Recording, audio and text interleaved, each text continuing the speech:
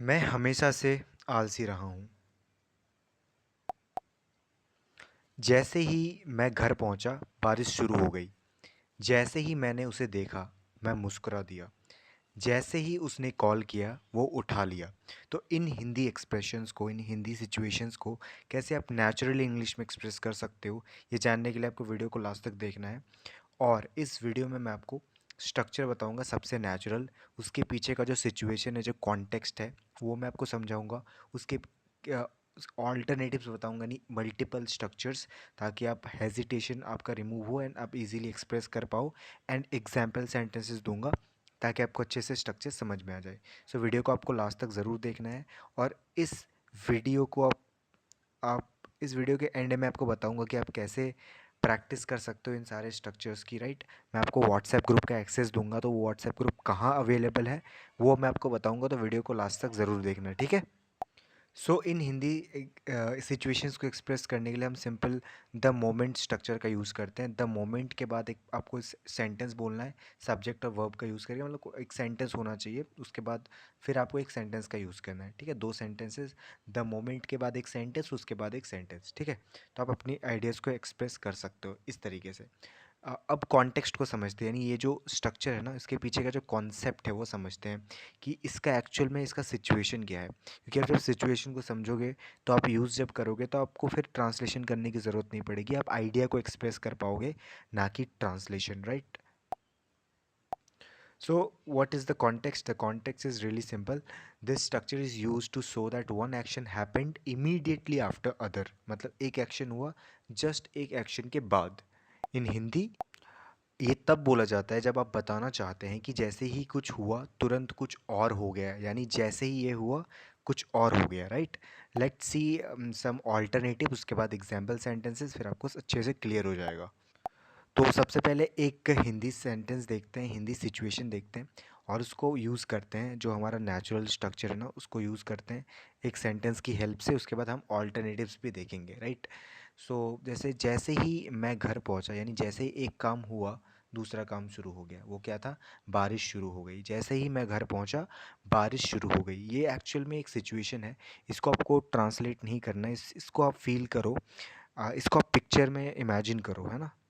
इस पिक्चर बनाओ अपने माइंड में ताकि ट्रांसलेशन ना हो, सिचुएशन माइंड में आए, पिक्चर माइंड में आए, ठीक है।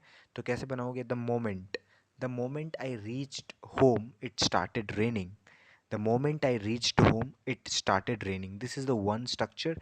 ये तो एक स्ट्रक्चर है, और कितने मल्टीपल स्ट्रक्चर्स हो सकते हैं, लेट्स सी 5 नेचुरल ऑल्टरनेटिव्स। आप ऐसे भी कह सकते हो, as soon as I reached home it started raining, ये भी मोस्ट कॉमन स्ट्रक्चर है, आप बिल्कुल ये कह सकते हो। Second alternative that you can say the minute I reached home, या the second I reached home it started raining, ये भी बहुत यूज़ होता है। Third alternative you can say right after I reached home it started raining, यानी immediate sequence आप दिखा रहे हो कि right after I reached home it started raining. Fourth alternative is very formal, आप फिर भी कह सकते हो, no sooner had I reached home then it started raining. No sooner had I reached home than it started raining. Formal है ना। And आप simply ऐसे भी कह सकते हो, बहुत ही आसान तरीका है, आई reached home and it immediately started raining, यानी मैं जैसे ही घर पहुंचा इमीडिएटली एक काम शुरू हो गया। कौन सा काम? Started raining, it immediately started raining. So I reached home and immediately it started raining, या फिर आई reached home and it immediately started raining. Simple narration, right. Now let's say 10 example sentences using the same structure pattern, यानी जो natural pattern है, मैंने आपको ऊपर बताया ये स्ट्रक्चर, राइट। द मोमेंट, उसके बाद सब्जेक्ट, उस मतलब एक सेंटेंस, उसके बाद दोबारा एक सेंटेंस, है ना। जैसे जैसे ही मैंने उसे देखा मैं मुस्कुरा दिया, मतलब जैसे ही मैंने ये काम किया तो मैंने दूसरा काम किया स्माइल किया, right. So the moment I saw him I smiled, यानी जैसे ही ये काम पास्ट में हुआ, पास्ट में ये काम भी हुआ। Just after that, right after, जैसे ही मैंने उसका right after I saw him I smiled. दूसरा एग्जाम्पल है, जैसे ही उसने कॉल किया मैंने उठा लिया, यानी जैसे ये काम हुआ ये काम भी मैंने कर दिया, immediately after that work, right. So the moment he called I picked up, the moment he called I picked up. तीसरा एग्जाम्पल है, जैसे ही मैच शुरू हुआ बारिश आ गई।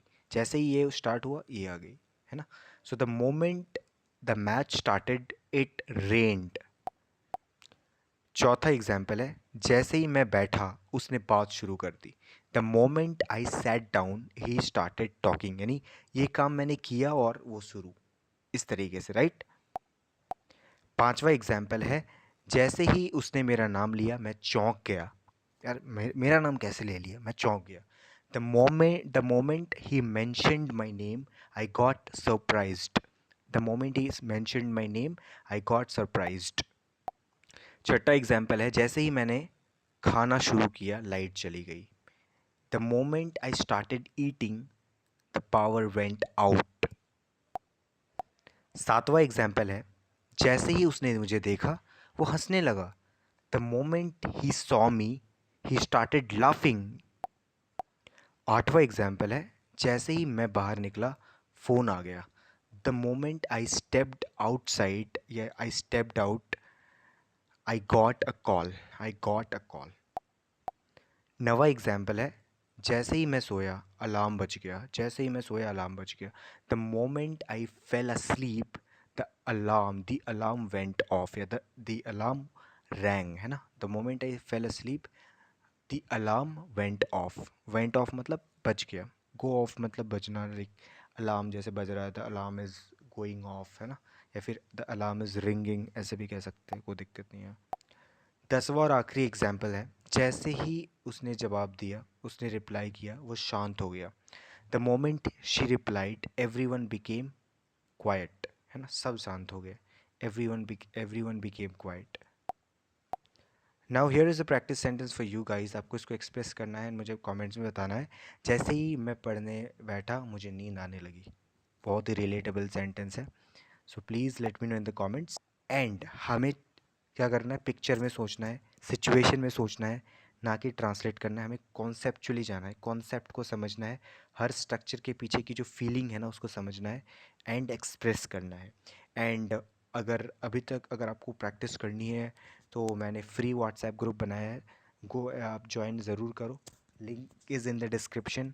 अगर आपको प्रैक्टिस करनी है, क्योंकि बिना प्रैक्टिस के तो इंग्लिश आएगी नहीं। So do it and let me मतलब मुझे बताओ कि कोई डाउट है तो आप मुझे पूछ सकते हो। एंड वीडियो अगर पसंद है तो वीडियो को लाइक करो और अपने दोस्तों के साथ शेयर करो, कमेंट करना एंड सब्सक्राइब कर सकते हो वीडियो, राइट, मतलब इस चैनल को।